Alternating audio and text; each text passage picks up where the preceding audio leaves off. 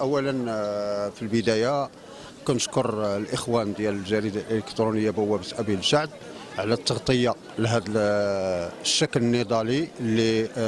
نظمته التنسيقيه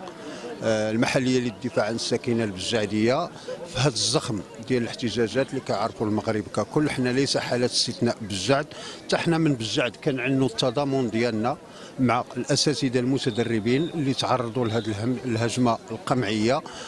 نظرا لكل المطالب ديالهم. حنا في اعتبارنا انها مطالب مشروعه، المشكل ديال الالحاق ديالهم من بعد التدريب والمشكل ديال المنحه اللي مطروح. هذا بالاضافه لكاين واحد مجموعه مشاكل اخرى من جملتها المشكل ديال ازمه صندوق التقاعد، كاين مشكل ديال الزياده في سن العمل والنقص من الزياده في الاقتطاع ديال التقاعد ناهيك على تطويل مده العمل، وهذا كامل ما كيخدمش المصلحه ديال الطبقه الفئه ديال الموظفين، في الوقت اللي كنقولوا انه كاين بدائل وان الصندوق راه عنده سيوله بما في كافيه، وبالتالي ان هناك فائض في الموارد الماليه ديال صندوق التقاعد، الا انه يستنزف لجهات اخرى غير ليست لها في تقديرنا الحق من الاستفاده من هذا صندوق التقاعد. ونخص بالذكر التقاعد ديال الوزراء والبرلمانيين اللي كنعتبروه هو منصب سياسي وليس اداري، وبالتالي يسقط الحق في الاستفاده من التقاعد. ثم هناك مشاكل ديال التعنيف والتراجع ديال الحريات العامه بصفه عامه، هذا على المستوى الوطني. محليا التنسيقيه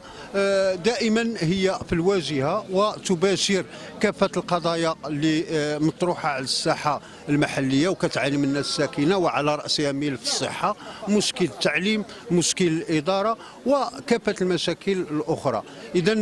السياق العام ديال هذه التظاهره هو جاء في الشق الوطني في اطار المؤازره مع الاساتذه المتدربين والتعنيف الذين